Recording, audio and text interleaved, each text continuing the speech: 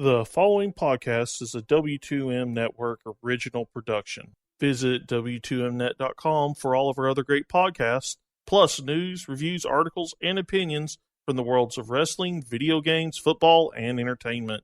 What time is it?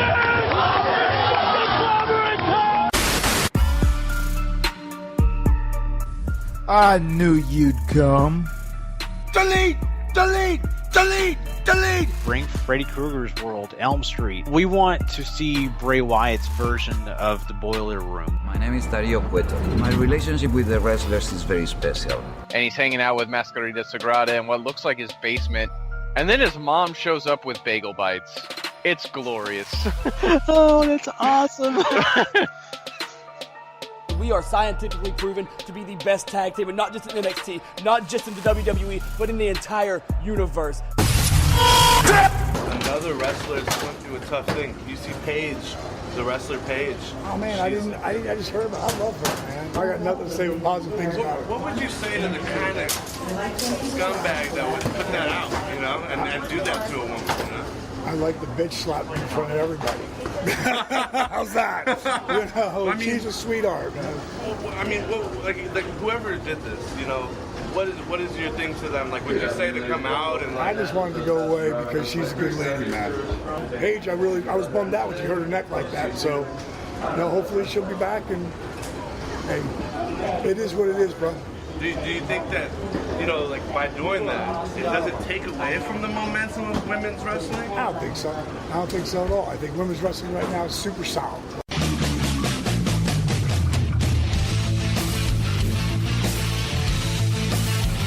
Ladies and gentlemen, wrestling to the mat.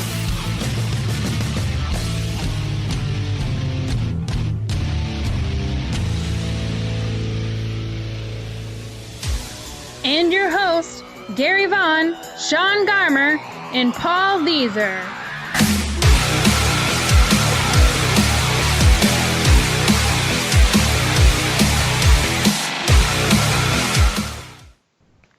Welcome, everybody, to Wrestling to the Max, episode 239, part 2. And boy, do we have a show for you tonight. We've got lots of big news topics when it comes to the world of wrestling. And plus, we're going to jump into some Impact Wrestling. That's right, their TV taping this week was pretty interesting. We'll be getting into all of that and more, as well as crowning a Superstar of the Week. So you guys have a great story, basically a story ahead of you, because trust me, there's plenty of them. And not only that, a great show. But, you know, just in case you need to know where to go find more of our great content, make sure you don't forget W2Mnet.com, where you go find all those written reviews and, of course, all these podcasts that you like to listen to. Also, don't forget, you know, to go rate and review us on iTunes, Wrestling to the Max. That's the place you go and do that. Also, you know, the W2M Network also needs some love too. So, hey, hit them both up. Go give them 5 stars and put your comments there. That way everybody can see them and, you know, maybe understand why you like to listen to us. That just kind of helps us out. It gives us a boost, and we appreciate everybody that's already done it and everybody that's going to do it. But, of course, I'm your host, Gary Vaughan. Along with me is Mr. Paul Leazar. Hey-o. And Mr. Sean Garmer. What's up, everybody? And it sounds like a much healthier Sean today. I am so happy you're feeling better, Sean. I am happy as well. So, I've had to work with this being sick for like a week now, and at one point I thought I had walking pneumonia, and it seems like it has died down a little bit. So, that's good. Yeah. I wouldn't have to go to the hospital. No.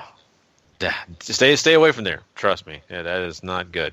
But, you know, it's good that you're back and feeling better, and now you can, you know, now go to work and hopefully have a little bit more peace than being miserable. Because trust me, I've been to work when I'm sick, and it is the worst thing ever. It is like dragging yourself across the floor wherever you're at just to do anything. So.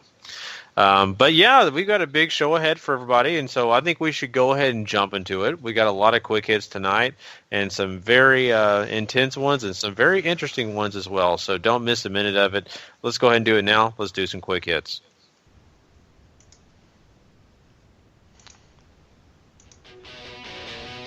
It's time for wrestling news. Quick hits.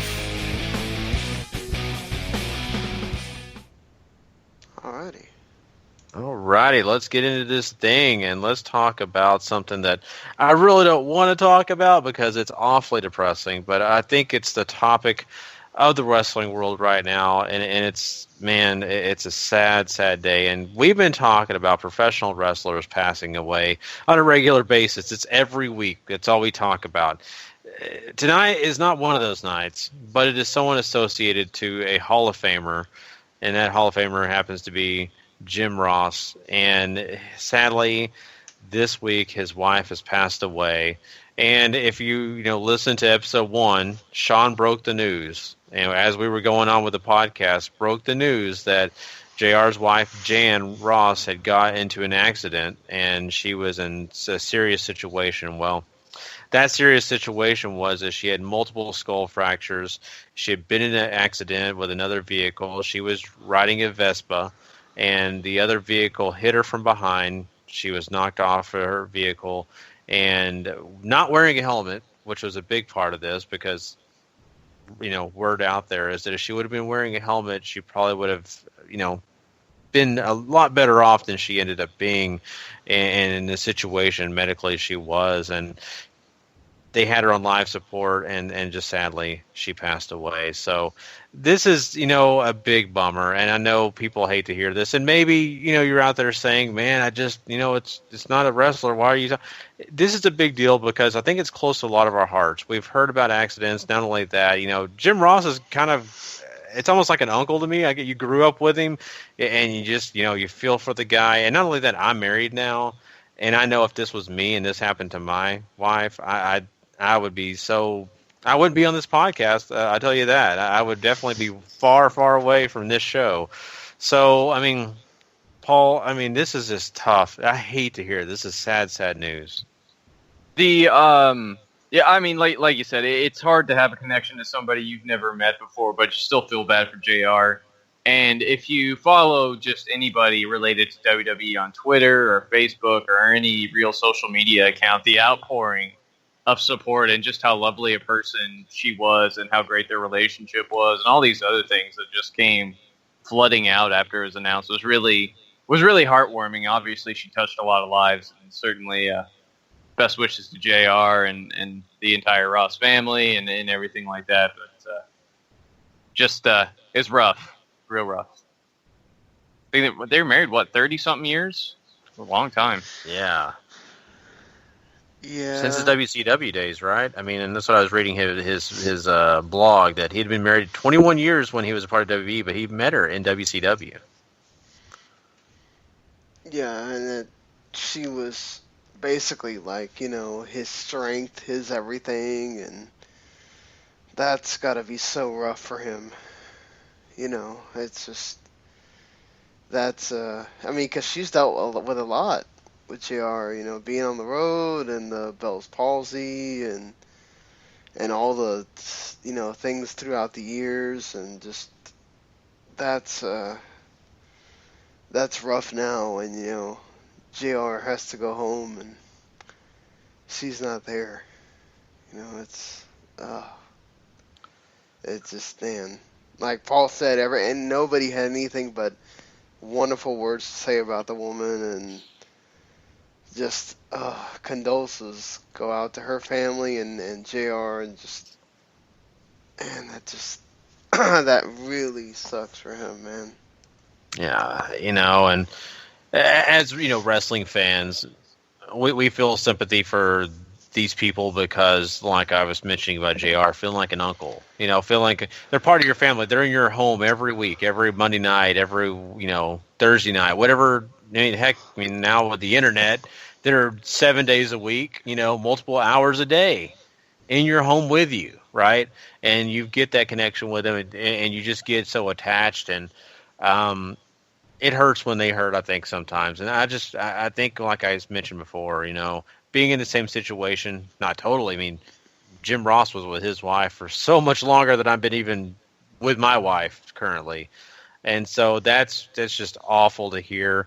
This lady, she opened her house up to all the wrestlers that, Jim Ross had come around. And, he was head of talent relations in WWE for a long time.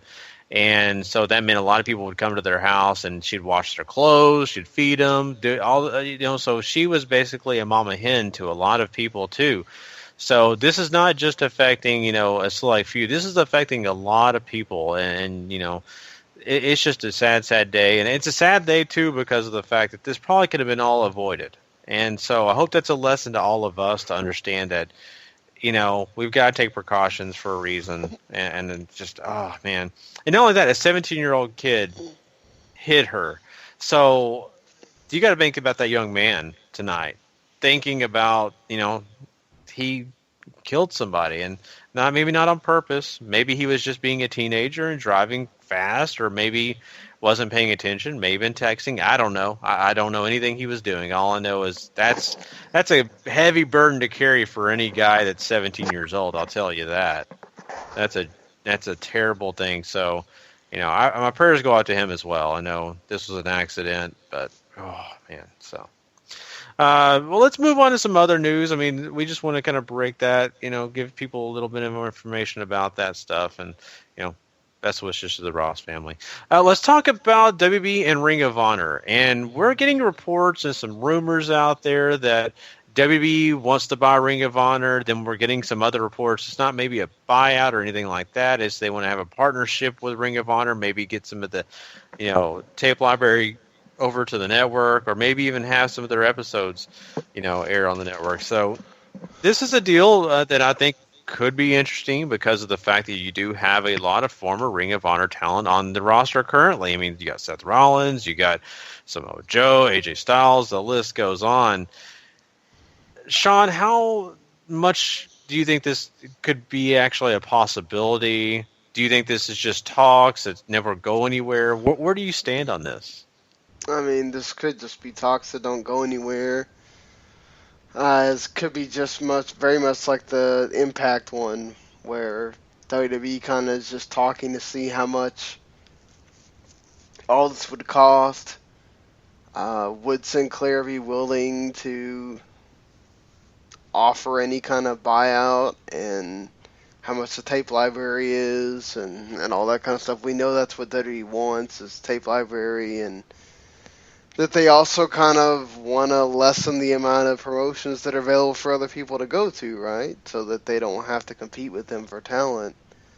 Because not everybody is like Progress or ICW or some of the other ones that want to be friendly with WWE, Evolve. And so WWE's also trying to kind of cut out some of the competition. And I don't blame them. That's smart for WWE. It doesn't mean that it's good for wrestling as a whole, but it's smart for WWE to do. Who knows? This is one of those things that, look, tomorrow it could come out that everything's dead and we're talking about this for nothing, or that talks are even more progressive at this point. But there is talks about, it's not just about the library. It's not just about putting ROH stuff on the network. It is about buying the company itself. Some of them are about whether they would keep airing ROH and letting maybe perhaps some of its unused NXT talent show up on there, or if they would just shut it down like they were going to do with Impact and just, take the contracts they want, and then, or the other people would be out of a job or whatever. But, losing promotions is never good for wrestling. It's just, you got to think about it though. Sinclair, although they have the production value of the TV show, or, of the set and everything, they really, other than signing talent and stuff like that, it's not like they've really put their full force behind ROH. They just, it's still kind of just a thing that's there for them. It's very true. And they've cycled the show around. They put it on different networks that they own, all these different things. If it is to work in partnership with WWE, that's going to create a lot of interesting problems. If it's to buy them out completely, that's going to create a lot of interesting problems. The other way, and both the ways I'm talking about is with New Japan, clearly, I don't think you can really argue. New Japan is the second largest promotion in the world. They're trying to make inroads here to America. Shutting down Ring of Honor sort of closes out a way for them to keep doing shows over here and showcasing their talent and all these other things. And if you buy them out, then, obviously they're still losing out, but at least other people in the States would still have a place to work, or if it's unused NXT talent, or if it's about creating a smaller brand in opposition to NXT or whatever they're going to do with this. I have to think that maybe New Japan's relationship with Ring of Honor is something that WWE is interested in severing. Yeah, I mean, that could be a big, important piece of this puzzle, and I'm thinking that that's something that I really was not, even considering. So I think that's for all the reasons you guys just said, a lot of reasons why this would be a positive move for WB. The reason I'm not sold on this actually happening is for that Sinclair reason, because I think Sinclair has invested so much, and I think they want to see it through. And I don't know that they're ready to, kind of cut that cord and let, Ring of Honor be a part of something else and then just run with, just normal TV programming. But that's just me thinking about it. I don't know. I'm not an executive at Sinclair. I don't know what their thought processes are. I do look at this, though, as being, something that if it did take place, it would not only benefit WWE for the fact of, cutting that New Japan line of talent, but it's also a situation where they can finally get the full story, or most of the story, of some of these guys that they have working for them. Like, think of the Seth Rollins DVD package. How great it would be to have that Ring of Honor stuff, right? Think of how Samoa Joe and how much more well-rounded we could look at him, and different guys like that. I mean, I just think it would be so special. I think it would add so much to the stories. Just kind of like we talked about Impact when we were talking about that possibility. How that tape library has so much and so many good matches. I mean, think about Kurt Angle. What if, they had the Impact library? Man, Kurt Angle, you would never miss a step with his career. You'd always have those big matches, right? So right now, if you have a DVD package of Kurt Angle, there's a huge gap. It's from, oh, look how good he was. He, was, and then all of a sudden, wait, what happened to him? Did he disappear? So I don't know. This could be a good thing for Ring of Honor, but I think for the most part, I think this is just talk. Don't think it's going to happen. I really, really don't. I think it's going to have some dire consequences for Ring of Honor to say, yeah, we got to do this. Everything's going bad. We've lost all our talent. We've got to do this. I don't think that's happening just yet. So that's just me, though. I do think that we should put that out there that I don't know that it's not a possibility that New Japan and ROH sever ties when New Japan makes their inroads here, because eventually that would be competing with ROH itself. So, would that cause problems between the two? We'll have to see. But, they could also use ROH talent to have more American guys there or whatever, but we'll definitely see what happens once New Japan hits that first show here in July, and once they start making that base to try to make inroads in the U.S. Yeah, I don't know if ROH is interested in severing the relationship with New Japan if they do stay a Sinclair entity, just because I think so much of what keeps people involved in looking at Ring of Honor is the New Japan talent. We see it every time they incorporate them in a pay-per-view or anything like that. And just because New Japan's over here running 2 shows this year, I don't think it's going to have a lot of short-term problems for the relationship. They're going to view it as, hey, look, there's more people out there going to see these shows. We can advertise here too. Maybe they'll start watching us too, and all these other different things that can go across both ways. And if New Japan has its way and eventually sets up a sort of feeder promotion over here that runs the States, having a promotional tie to Ring of Honor does open up, as Sean said, a lot of other talents that you could use for those shows. And I think that's a win-win for Ring of Honor. making bigger stars works out better for you too. Mm-hmm. Yep. Yeah, very true. So, we're talking about talent and talking about promotions and moving things around. Well, there is an official part of this because guess what? The Impact Wrestling Group and, of course, ITV have made it official. They are now partnered up, and the World of Sport, when it comes out on May 25th and 26th, when they have their first tapings, Impact Wrestling will be a part of that. So that's a good deal for Anthem. They have this, situation kind of locked up, and, especially on the UK's, one of their biggest networks when it comes to television. So this is a great deal for them. Yeah, Jeff Jarrett is executive producer. There's some other people involved on the Anthem side in all this too. It's a 10-episode series so far is what they've been picked up for. Tapings are taking place on the 25th and 26th. They're still using everything from the first show that they did. So Grado's still going to be the champion. You're going to have all these other different people in play. Something to look forward to. I don't know how big the talent roster is going to expand or anything like that, or how many Impact guys you see on there, or what. As I'm sure details of that will come forward as we get closer to those dates. But it is officially a thing, and you can go see it. So if you're in England, yeah, it's pretty cool. We talked about this, the preliminaries of this already before, but just cool deal for Impact, getting their name out there in the UK again, and getting this World of Sport deal off the ground, and hey, more things for people to do, right? And watch.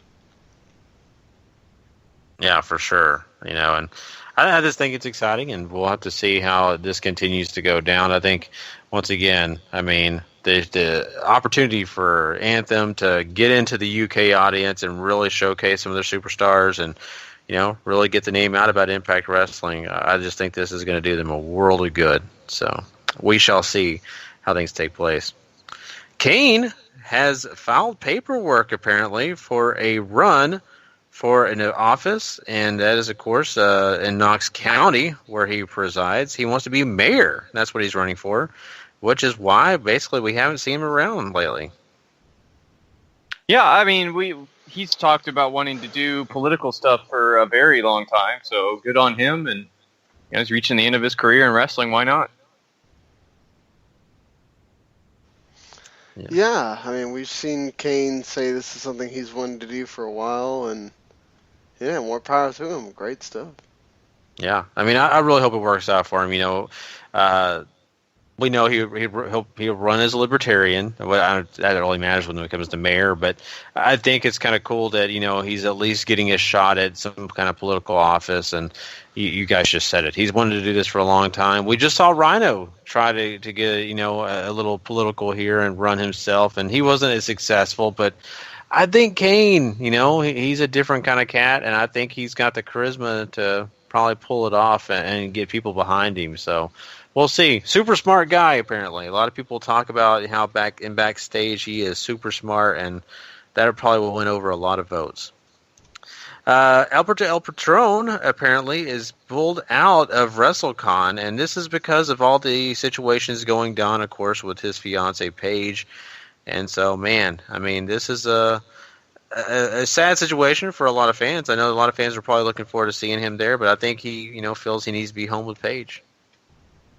I think it lends a lot of credence to the mental issues that people are her dad and other folks have said that she's currently going under. And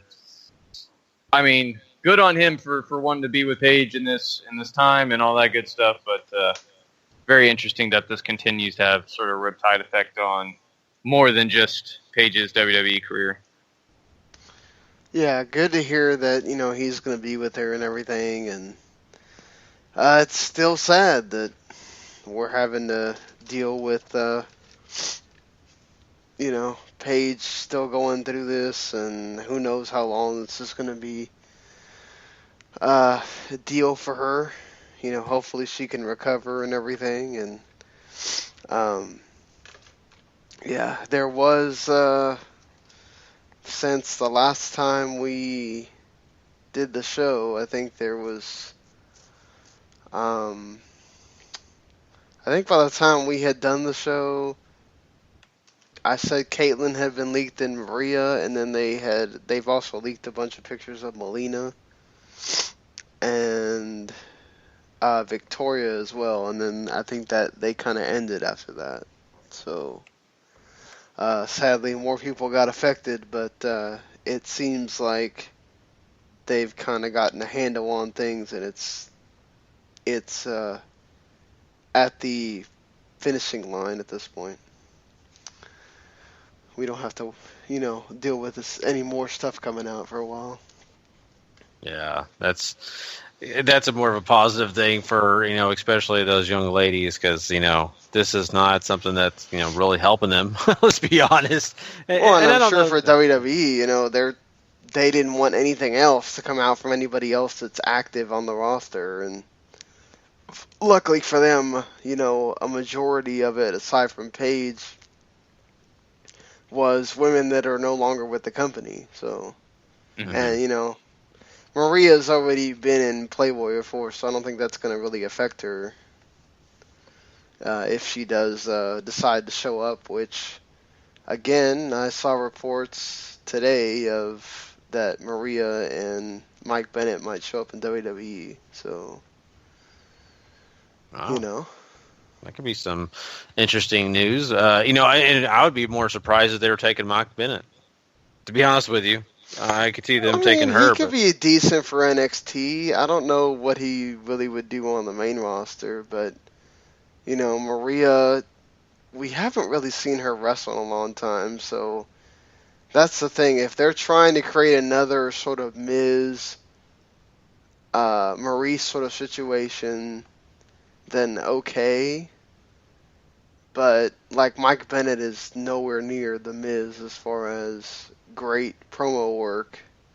And I would still say The Miz is better at ring work than Mike Bennett, too. So, whatever. But I could definitely see Maria, with her promo work, getting the ire of some NXT fans for sure. Oh, yeah. I could understand that. I mean, you never know, right? We've seen people that we say, oh man, they're not that good, and they come to NXT and you go, oh my god, wow, they got better, right? And then there's people that come and they're already great, and somehow they don't do so well in NXT. So you never know until you get there. Very true. I don't know. I mean, I think that, there could be some good possibilities there. I look at the fact that I think, when we're talking about the main roster, when Maria could be a part, come in and maybe, join that SmackDown crew and do, maybe even join it with Mickie James or something like that. Whereas, you throw Bennett in there, he's just as good for NXT, but main roster would be a stretch, So they'd definitely be on different schedules. I don't know. It's just kind of looking out the outside, looking in. But yeah, well, we'll see. I mean, I hope that works out, and we'll see. There's another person that will not be returning to WWE, and that's Shawn Michaels. Yeah, that's a big shocker, huh? Well, believe it or not, WWE really felt like that at WrestleMania 33, they could get Shawn Michaels to face AJ Styles. Guess what? Didn't work. Even though they tried to do it, it just was not going to work for Shawn Michaels. He said he's done, and he means it. That's a shame. How much would we have loved to have seen this take place? Oh, what could have been. Sean talked about this on a podcast that he did, and apparently he also said that if AJ had gotten there 10 years sooner, he would have jumped on in a heartbeat. That's sad. I really would have thought maybe AJ Styles would have been a match that Shawn Michaels would have come out of retirement for, but again, kudos to him for saying he's retired and staying retired and meaning it, and not just coming back for a one match here and one match there, and so, it is what it is. Yeah. It's just a bummer, But I'm sure that this card could have used it for sure. Looking at it now, I mean, I would have loved to seen that take place. But at least if you have those WWE video games, you can go make that match happen right now at your disposal. So go do that. But talking about some stuff going on with WrestleMania, you got to talk about the Hall of Fame, right? And you got to talk about the inductees and the people inducting those people. Natalya is going to be inducting Beth Phoenix, and then you also have Diamond Dallas Page be inducted by Eric Bischoff. What do you guys think about that?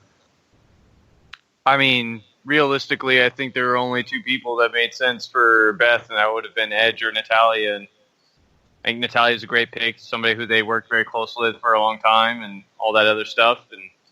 And Bischoff and Page seems a little off to me, but I mean, obviously nobody was working closer with DDP during the time than Eric Bischoff, and if Randy Savage was still with us, I would have voted for him in RP. Yeah, I mean, everybody that they kind of picked for inducting makes sense, so I don't really have a problem either way. Natalya inducting Beth makes total sense. They were the Divas of Doom. And you had the, Eric Bischoff inducting DDP makes a lot of sense as well. So I'm all for that. Yeah, I mean, I don't think these are bad choices at all. I mean, Natalya, you just pointed out, being with Beth Phoenix and all that kind of stuff. I think Edge may have wanted to do it, maybe been her personal choice. But I think WWE, once again, they said, well, how would you feel about someone having our current, roster? It really would help us out. I'm sure that's how that conversation went down. And Eric Bischoff is a little bit of a shock for me for Diamond Dallas Page. I know that maybe, WWE's like, Jake the Snake, we've already seen him enough times. We don't need him. We've seen Scott Hall. We don't need him. Can you quit somebody else? And I think they kind of wanted to tie in the history. So that makes sense. I think both those names here, DDP and, of course, Beth Phoenix, may have had other choices in mind, but maybe not. I don't know. We're getting some big, rumors going around the internet and, of course, all around the wrestling world that the Hardys have been offered a contract by WWE, and this is official, they say. So they're still, debating what they're going to do, but, I mean, if WWE's, basically made it known, we want you, I mean, this has got to be interesting news going around. What do you think about this, Paul? Yeah, I mean, this has been flying around a lot this week that it's apparently official. I'm still calling them rumors because we haven't heard anything, I think, from anybody super high up in the rumor food chain. So the Hardys have said, however, that their run in Ring of Honor is short-term. So I have to think that they had WWE in mind, and negotiations had started well before that. So, I mean, if they end up coming back, the legal struggles with Impact, I'm sure, will be something that puts a crimp in the style, or if they're even allowed to do the broken thing on the main roster. So, lots of question marks over them when they do sign, or if they do sign. Yeah, again, it sucks that they probably won't be able to do the broken thing on WWE due to the Impact legal mumbo jumbo, but I think having them back, period, is a great thing. And that's a big deal in itself. Mm-hmm. So, and I think they would definitely get more than just a glory run, like the Dudleys did. They, Jeff still has a bit left in the tank. It's Matt. It's gonna hurt Matt more, obviously, because he'll come back just kind of like, oh, it's Matt Hardy again, and are people gonna really care about Matt without the broken gimmick? But we'll see. But certainly, even in singles matches, I think these guys have stuff to give, and that's going to be cool to see. Obviously, you won't get King Maxwell or Revy or Senior Benjamin, but you got the Hardys, and that's good enough. I forgot to mention that, Jim Cornette inducting the Rock and Roll Express is absolutely amazing. Just because Jim Cornette with a live mic. Let's see what happens. You know, Jim Cornette on his podcast said that he was really mad that he got asked to be, or at least he got an invitation to do this. What an asshole! Seriously, what an asshole! That dude needs to get over himself. Well, I mean, the honest reason is because WB proved him wrong. Because he said, first of all, the Rock and Roll Express was never going to get into the Hall of Fame. And then he says there's no way in, the world that they're going to invite him to do the induction. Both happened. Now he's sitting there saying, man, I thought I was right, but no, I'm not. So it's funny to me that he would use that. But, I mean, there you go. I mean, WB's actually taking a risk on this guy. And, hopefully he doesn't take advantage of this. I know he probably will. But I just hope that he's just respectful and makes it about the Rock and Roll Express, not about him hating Kevin Owens or the Young Bucks or anything else. Hopefully. When you're there though, sometimes you get back in the spirit of being with the company and everything, and who knows? He might find himself with an NXT job or something before he knows it. Yeah, maybe. You never know. The one thing I love is that, Kevin Owens kind of responded to, this news that he was going to be inducting. And Paul, you may have to correct me on what he said, but I just know that he says that, yeah, that's great. I get the chance to see him there. Maybe he can induct me to the Hall of Fame. Yeah, it's something along the lines of, I can't wait for him to induct me.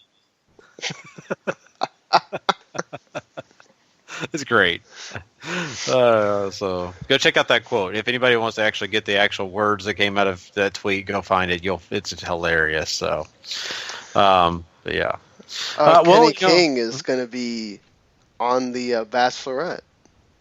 Really? Yes. Because they're having the first ever African American Bachelorette, he is going to be one of the bachelors trying to pursue her. Well, Sean, you need to let me know how that works out. I'm not watching it, so... Come on. If there's anybody that I thought would watch it, Sean, usually... I watch Top Chef. I don't watch The Bachelor or whatever. Man. I like cooking. I don't care about watching The Bachelor, all that stuff.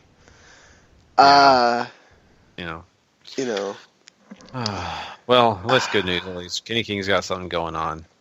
So... did you have anything else to say about that? I was going to ask, do you guys worry at all about Nakamura being added to the NXT tour thing? Meltzer says it's because the tour was doing really bad, and so they felt like they had to add Nakamura so that the tickets would sell. But do you think that affects whether he wants up on the main roster after WrestleMania or not, or... We've seen them do this before as far as letting guys work to both NXT and the main roster. They did this with Kevin Owens for a little bit too. And maybe just to sort of ease the process of changing over for bringing Shinsuke up, they let him do this. And I can believe maybe that ticket sales weren't doing so well just because he wasn't on the show, and he's a large draw for NXT right now. They haven't really had anybody to come in and fill that role like they did whenever Finn left. Like Shinsuke was right there. So it might be a little rough for NXT as far as touring outside the country, but I could definitely buy that this is the reason why they put him on the tour. Yeah, I mean, it is a little alarming. You do have to kind of put that in the back of your mind and think, oh man, they're just not going to push the button and let this happen, let him go to the main roster. But I think like Paul said, I mean, really, they've kind of done this before. It kind of helps, and they could take the Band-Aid off, just peel it very slowly. Just a couple more things. There's apparently a report out from Brandon Howard, who does great things with numbers as far as, getting actual statistics out there and stuff for, like Raw ratings and things like that. Well, he has a report from the Arlington Police Department, the Arlington, Texas Police Department, that the actual number of people who went through the turnstiles at AT&T Stadium for WrestleMania last year was 80,000 people, which is obviously well under the 101,000 number that WWE used. This is, of course, just using the paid number. The stadium itself said that there was around 98,000 people in the building. But, it's within that range or whatever, so this is starting to become a WrestleMania 3 situation where, WWE reported 93,000 people, but it was really 80,000 people. So, just wanted to throw that out there, that perhaps it's still a lot of people, regardless. I mean, that stadium was still immensely full and everything, but, WWE likes to upsell their numbers, obviously. Yeah. Well, you can't blame them. I mean, other, organizations do the same thing. I'm sure some of the other, big sporting events, the Final Four, the Super Bowl, I'm sure they throw some numbers out there that may or may not be official, So, and I don't blame Vince at all. I mean, he wanted to have the biggest WrestleMania of all time and all that kind of stuff that most people in an event. So, inflating the numbers makes sense, but I mean, still, it's still a record for them, even if it is under what they said it was. So, I think it's cool though to kind of find out what the actual turnstile number is. That's kind of neat that you get that, There's going to be some more UK wrestlers working the Fan Axxess events over WrestleMania weekend. Jimmy Havoc, Mark Haskins, TK Cooper, Travis Banks, Dahlia Black, and Tony Storm and Jinny will also be working Fan Axxess. Of course, Tony Storm, big in Stardom. So, and some others big in Progress and other places, but Paul probably knows more about them than I do. Yeah, most of those are Progress names. Jimmy Havoc probably especially the most relatable one, although Mark Haskins a close second. A lot of the female talent on there, especially Dahlia Black, is another big Progress head. So I think it's more about them using the relationships they already have. I've also heard rumors that they're going to have the UK title defended on Axxess, and as well as Trent Seven defending the Insane Championship Wrestling title against Lionheart, and some of the more, I don't want to say outlandish rumors, but probably a little bit outlandish. So they're using this as, these guys are already going to be over here, especially a lot of the Progress guys, as they're running a show in conjunction with WWN Live over at that side, as well as doing the Super Show with Evolve. So a lot of those guys are going to be over there. Why not use them if you have them under contract? Right. Yeah, there's no word on if any of those that I mentioned signed or anything, or would sign, but you never know once they work. Yeah, they could get offered deals and see what happens, right? Yeah, for sure. I think it's really cool. We have it.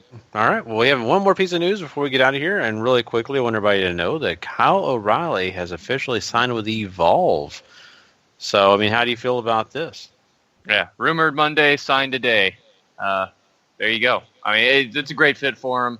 Lots of great wrestlers over there to work from. I mean, Evolve is very quickly becoming a hot spot for people to come work. And you look at the talent roster they have now, it's pretty much stacked top to bottom with already established indie talent, as well as a lot of great people that Gabe has come across and started pushing. So,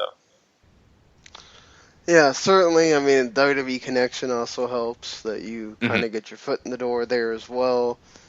It's like the friendly place to sign if you want to get WWE to look at you, and I think Kyle O'Reilly kind of knew that if you want to go there, this might be where you want to go as far as start working, and that's going to be really cool to see Kyle O'Reilly getting to work with some of the talent there. Yeah, for sure. So, really exciting stuff, and see what happens with him in the near future, and I'm looking forward to seeing him work and Evolve. Well, that is our quick hits, guys. We will be, of course, giving you some other great news next week. But now we're going to move on to our next segment, and we are going to be getting into some Impact Wrestling. Of course, if you've heard, our former Impact Wrestling conversations, there's lots of interesting things, either hate or love. So now you'll get to find out this week what we feel about this one. So let's do that right now. Impact Wrestling. Oh boy. Uh-oh, did we lose it? Yeah. It's okay. We have the music. That's Spreaker. One thing you need to do is fix this app. Why does it not work? Why does the studio not work when it comes to saving music? I think it just has a certain number of things now that you can only have in there, and once you get past that number, it freaks out and starts deleting stuff because we have other shows on that I have to do during the week with people. Yeah. Or have to produce them for them, and when I have to put their stuff in there, I forget that it takes our stuff off. So, you know. It happens. All right, well, let's just jump into it then. Let's do this cold. Let's talk Impact. All right, so Impact Wrestling here.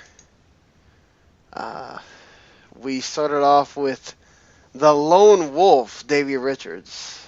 Well, we couldn't have taken another name or anything. There's another Lone Wolf, much bigger than Davey Richards somewhere else, but that's okay. The Natural Born Killers of Angelina Love and Davey Richards. That's, alright. But, Richards and Suicide have a good match. I thought it was, well done for the most part, and you get your, Davey Richards winning, which you kind of expect at this point, considering he's the one in the storyline, so there you go. A very fine opener. I had no problems with it, especially them starting with a match. It felt different. It felt nice. I really wish they would do this more often. And, Davey Richards getting a strong win here to keep going and all that good stuff. And there we go. Yeah, I really don't have any qualms with it either. It was fine. I think in a way it's kind of cool to see the Suicide character back. We kind of talked about him a little bit last week, but in this singles match you get a little bit more focus on him. It's fine. I think overall they're still trying to get this whole Angelina Love and Eddie. Excuse me. Now I'm already forgetting his name. Davey Richards. Davey Richards. I keep thinking Eddie Edwards for some reason. Davey Richards.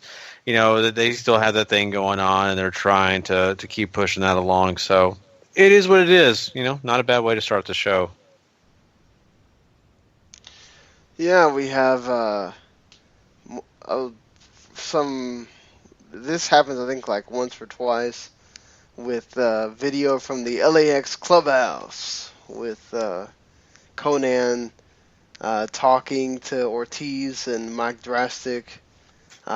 He wants Ortiz and Drastic to bring them to LAX as they are going to be in a match later on here against the DCC, which goes about 11 minutes. I thought the match was fine. It was much more about the breakup of DCC than it was about LAX, really. LAX did get some good tags in there to show that they're more cohesive and everything, which that was the story. And then James Storm winds up leaving LAX, or not LAX, DCC, after Bram kind of sort of sides with Kingston. And yeah, it looks like the Cowboy is back. The LAX stuff was fine, right? They're establishing them as a new force. They get a win. I don't know if I call it a big win, but it's a win over Death Count Council here. Storm going off on his own. It's fine, I guess. I'm much more interested in what they're going to do with Brandon and Kingston. Kingston also has a outside TNA connection with Homicide, so maybe ending up over there could be good for him too. That could be interesting to see that take place. You know, I want to say this, LEX, they did a good job of that whole video package, you know, with Conan running the show, talking about everything, and giving his explanations about those tag titles, right? Said that, you know, the Impact came to take our titles away in Mexico. Well, guess what? We're coming to, you know, to take theirs.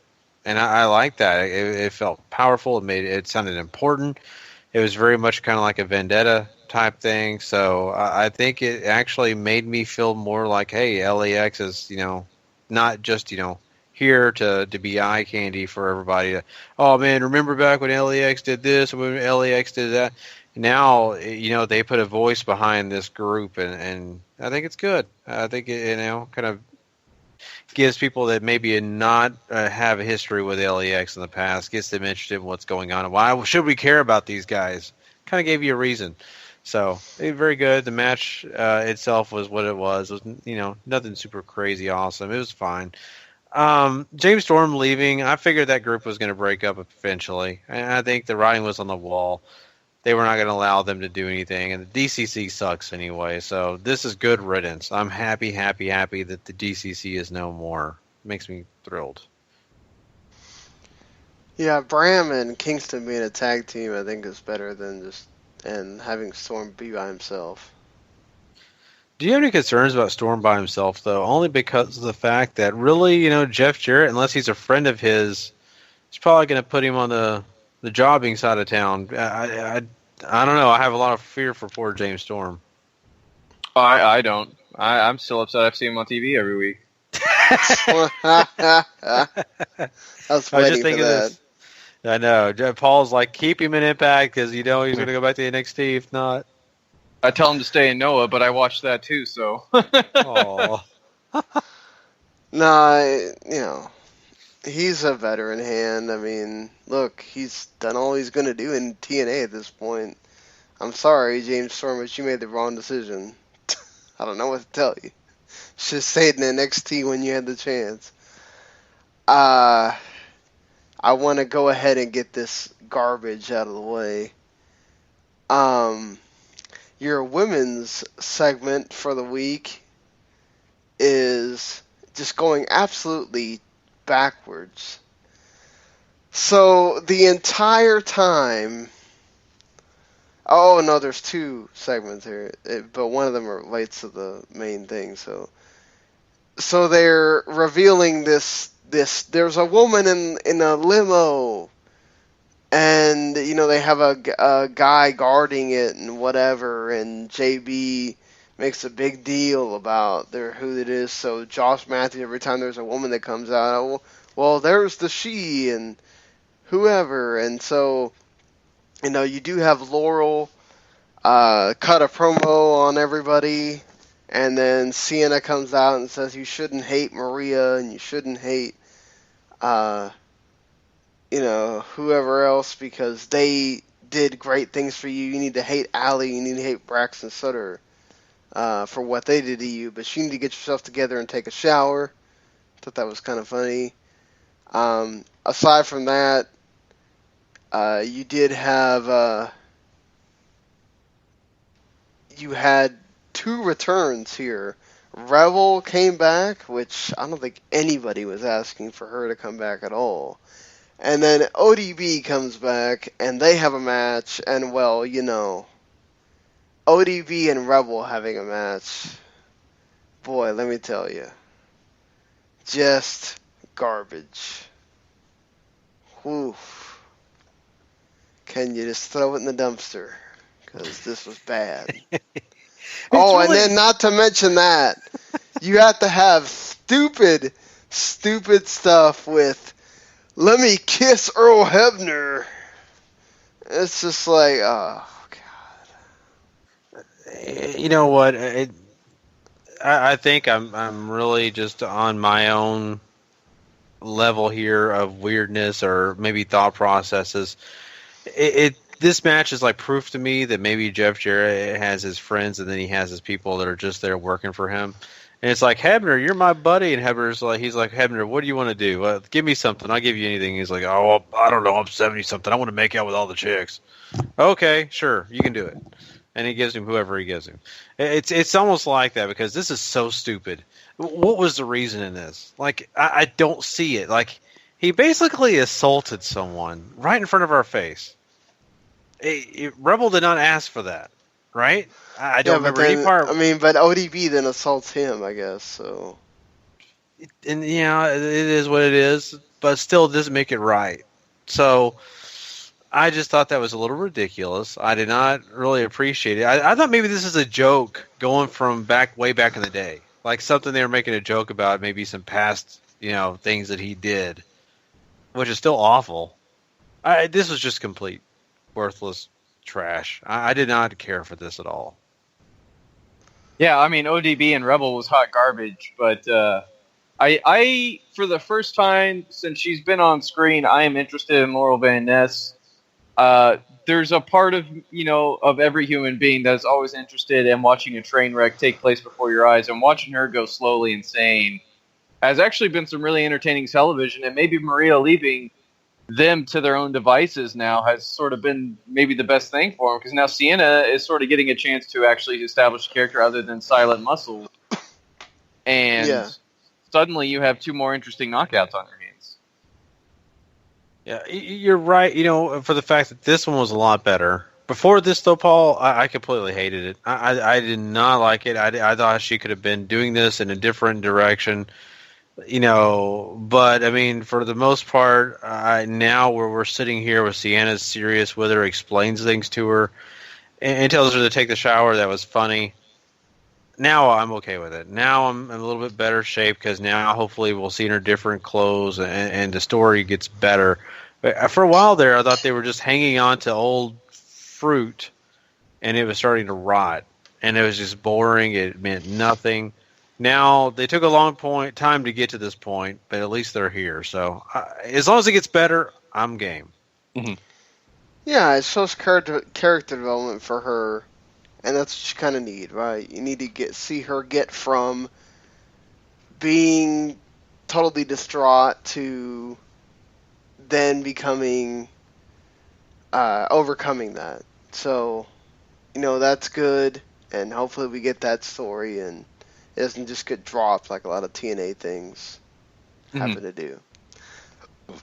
So we get Laredo Kid, Garza Jr., and Mahalali Shera against Idris Abraham Falaba and Mario Baccara from Croatia. You can tell because he has Croatian stuff on his tights or his pants and everything else. I mean, this was fine. Laredo Kid and Garza Jr. Get another win with Shera, I guess, getting to look good. And, actually I thought Shera looked decent here. Looked much more paler than I remember, but yeah. Yeah, I think for me this is more about making sure Garza and Laredo Kid look impressive and strong as they continue their hunt for the tag team titles. I didn't hate any of the new guys, really. They didn't get a lot of time to really show us everything they could do, but I think still at the same rate, though, they not making me hate you is something worth talking about. Oh man, that's a positive. This is okay. I mean, this is fine. You got to get the new talent in. You got to get in front of people's eyes so they can get used to them, right? That's what they're doing. I don't think they did anything to write home about. I don't think that they overly impressed me. But, I mean, this is what they're supposed to do. They're supposed to get me used to them, get me understanding who these wrestlers are, what they're about. That's where we're at right now.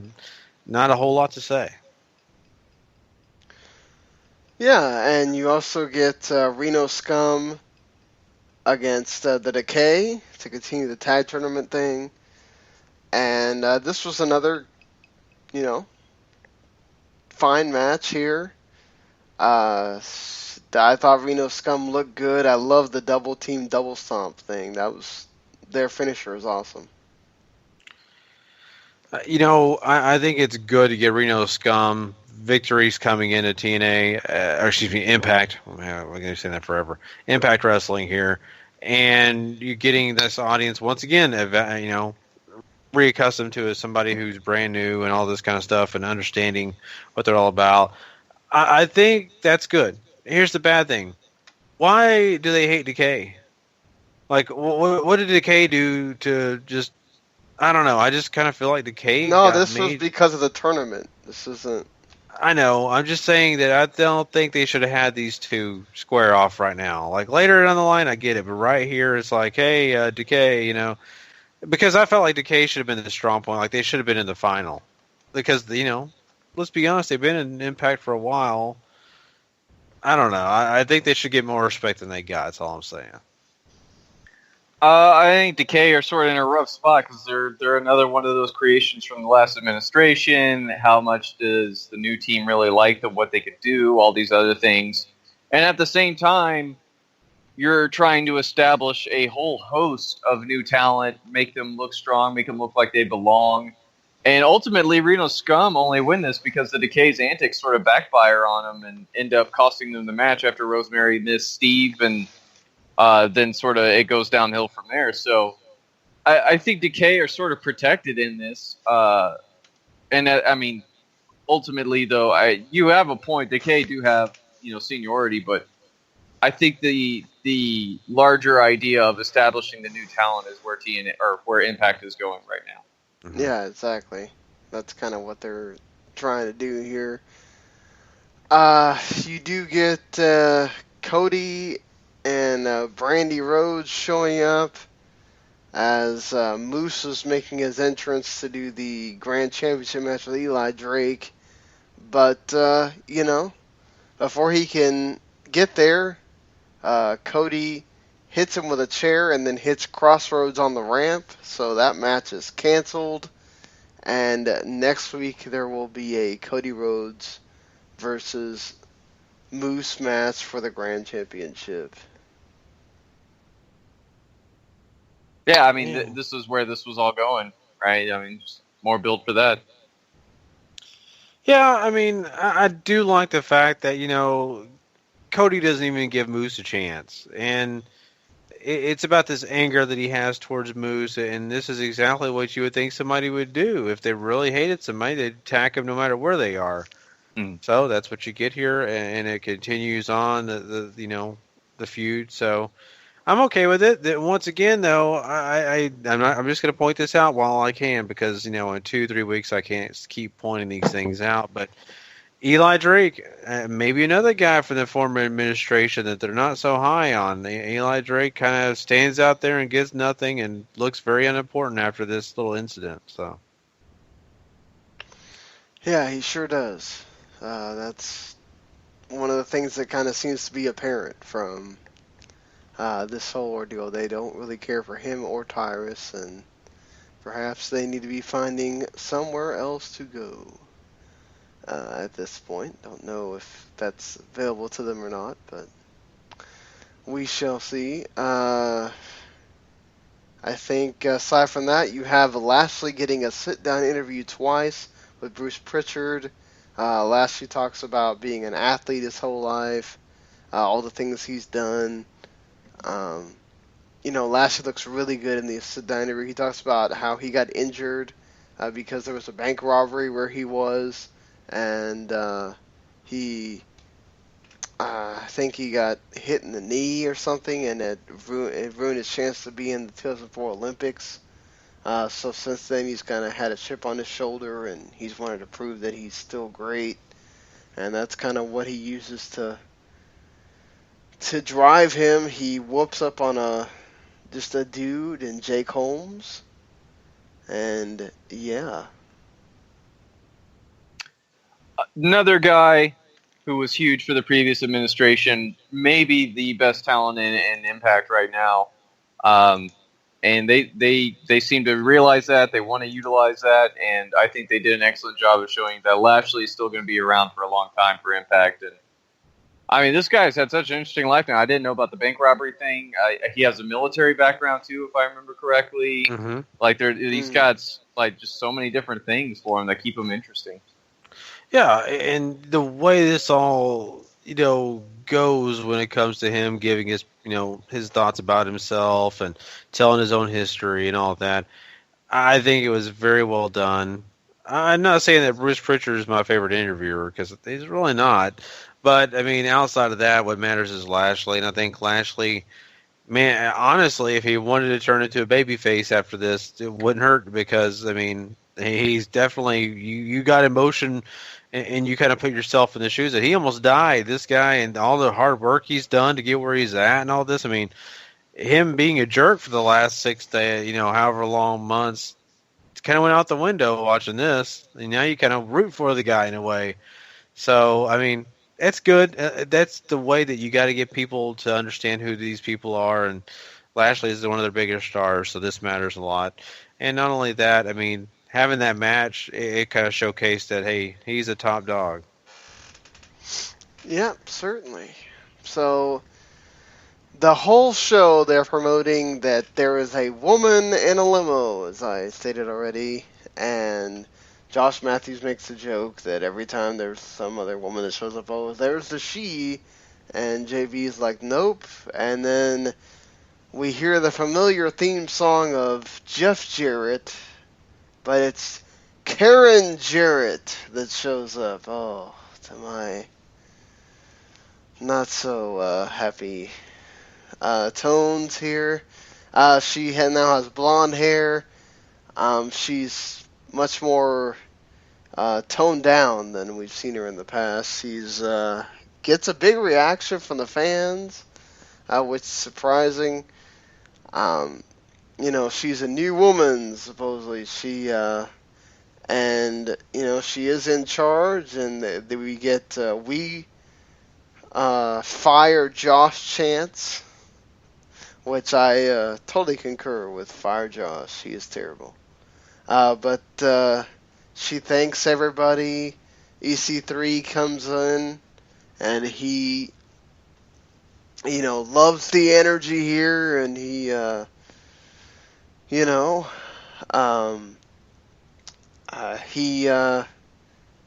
he talks about being a locker room leader, and that he wants to help make Impact great again, and he's had to do a lot of things here on Impact, but the only way they can how about maybe they can make Impact great together, but he's not going to be doing it for the Jarrett name. He's going to be doing it for his last name. Haha. And then Josh comes in and says, oh, here's the evil queen, Karen Jarrett, and Jeremy Boras is the JV squad there with me on commentary, and bringing in the old dudes and Bruce Pritchard and Dutch Mantel. And then he announces to the world that he is in fact married to Madison Rayne, but he doesn't say her name. Just says a 5-time knockout champion, and that it's only a matter of time before the Jarrett family is gone from Impact forever. And Karen just slaps him, and Josh just sits in a corner, all doe-eyed or whatever. But I guess Karen Jarrett is now an authority figure on the show. I'm just not amused. I was waiting for this day for a long time from the second I read the taping so we could talk about this show so I could hear Sean's reaction. Because I knew it was going to be something along those lines. What matters here, though, is that the live crowd actually popped for her and seemingly was into everything she was saying. EC3, once again, showing you why he makes the big bucks in Impact. Best promo guy in that building every single time they show up. He crushed it. Josh Matthews, you tried, man. That's really all I can say. You tried. Nobody cares, though. I mean, he brings up good points about bringing back the old guys or whatever, right? But it's just like, coming out of your mouth, who cares? Yeah, nobody cares. Exactly. He tried. It's not that his material was bad. It's just so much damage has been done to him on screen, and as far as people who watch the product every week, for however many thousands of us that's still left, it's falling on deaf ears because I haven't met a person who can stand the guy. Their ratings did go up last week, so I bet you it was because Josh Matthews. No, probably not. No. Yeah. I just gotta say, when I heard it was Karen, I knew this was coming. Not because I read spoilers, because I knew they couldn't help it, and in fact, I knew she couldn't help it. And if you watch her in, what is she doing? She's signing autographs, giving a hug. Oh, greatest of all time! That's what she thinks she is, and here we go again. So no longer is it Impact Wrestling. This is Karen Jarrett Wrestling. Welcome, everyone. Hope you enjoyed your stay and our terrible time here. And that's what I'm worried about. I'm really concerned. She'll probably be on every other 20 minutes in the show. I'm really concerned that they're going to be selling posters. Don West is going to be like, buy your Karen Jarrett poster for only $9.99. It's more than you pay for your, James Storm t-shirt. But anyway, I think what we got here was proof that Karen Jarrett's going to be an authority figure. Yay. You got proof here that EC3 is amazing, but they're always going to shortchange him.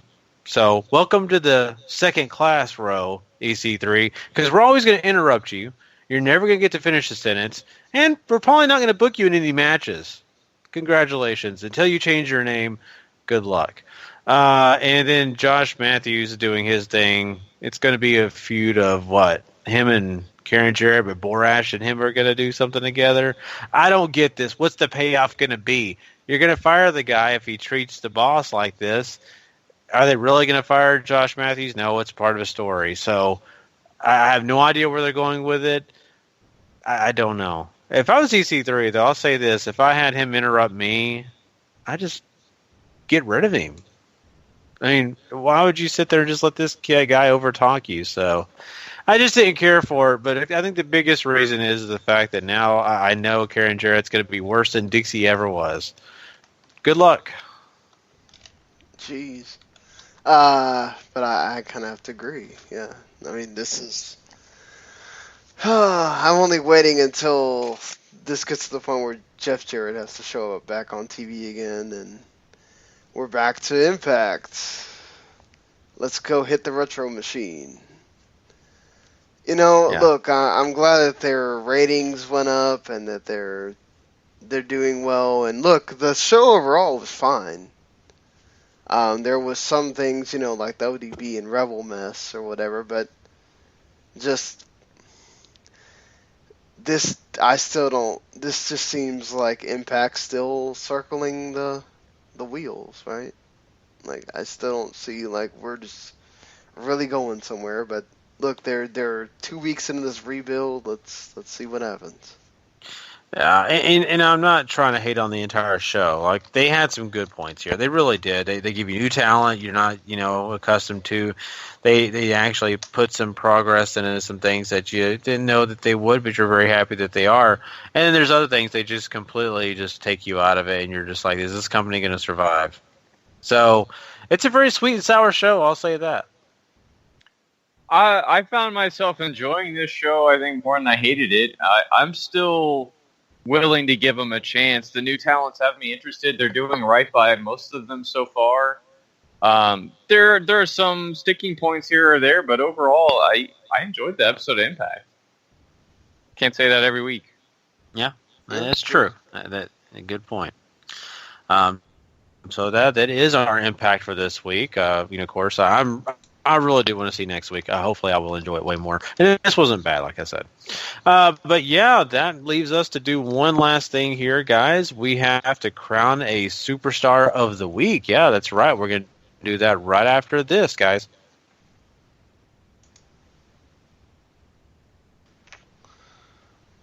Oh, that was dumb of me. I downloaded the thing and I didn't. I'll get it really quick. Hold on.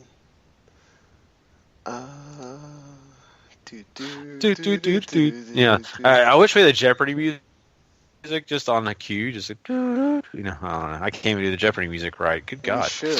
That would be amazing if we did.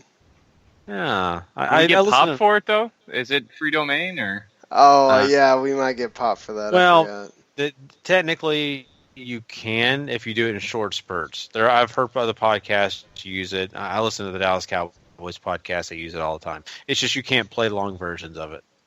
So yeah, I know the 10-second thing, but yeah. Let's see. Here we go. Superstar of the Week.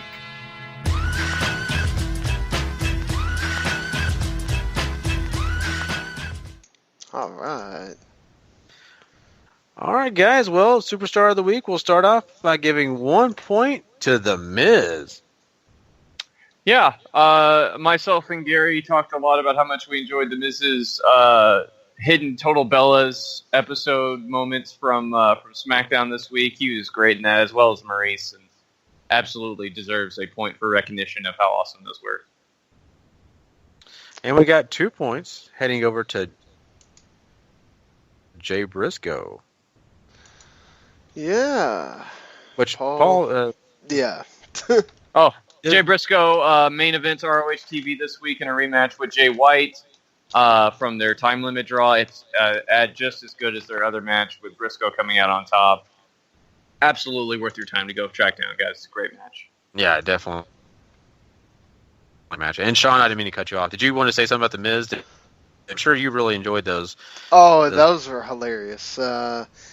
It certainly grasped the stupidity of Total Bellas.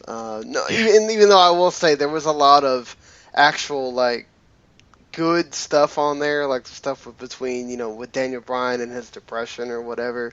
But some of the stuff with Cena and Nikki is just really silly on that show. So they totally grasped that part.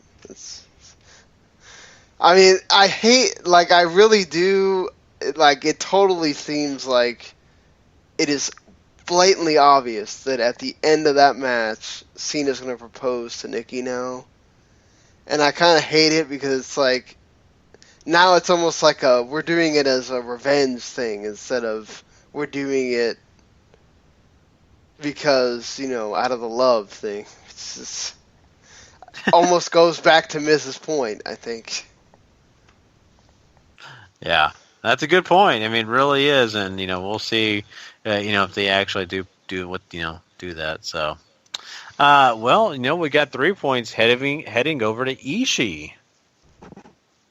Yeah, Tomohiro Ishii, arguably the MVP of the New Japan Cup tournament. No match below 4 stars for that man.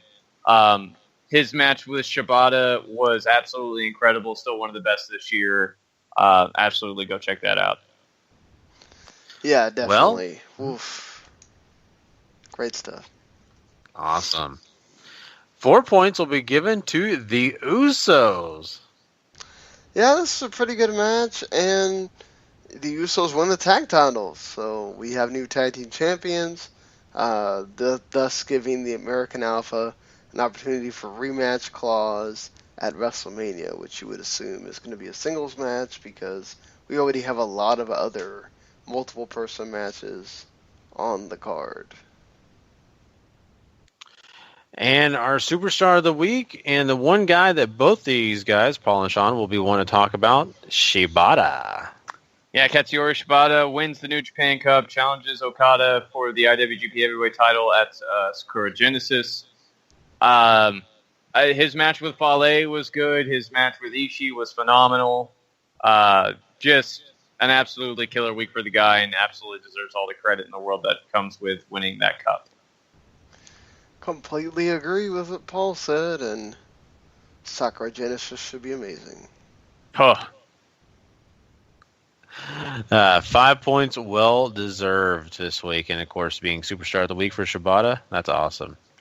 Well, there you go, everyone. That is Superstar of the Week. We are now done for the show, and now, sadly, we're going to leave you, and we will be back next week. Don't forget, we'll be back on Tuesday morning on the download, and of course, Friday morning on the download for part 2 of our regular Wrestling to the Max episodes. Of course, next week it'll be episode 240. Yeah, I know, it's getting crazy. Those numbers are getting closer to 250. Before you know it, we'll be hitting 300.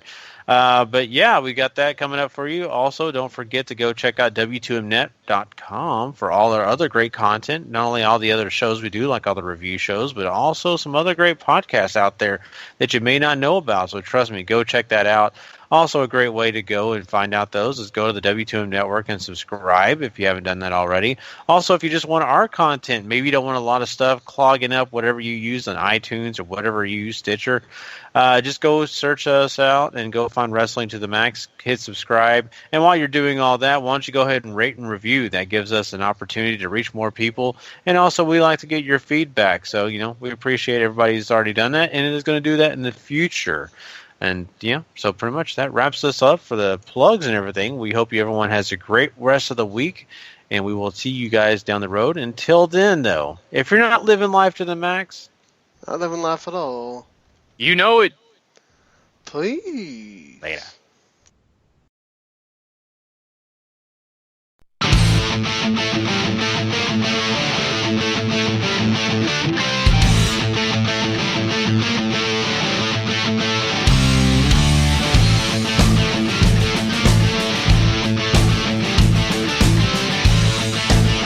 The following podcast is a W2M Network original production.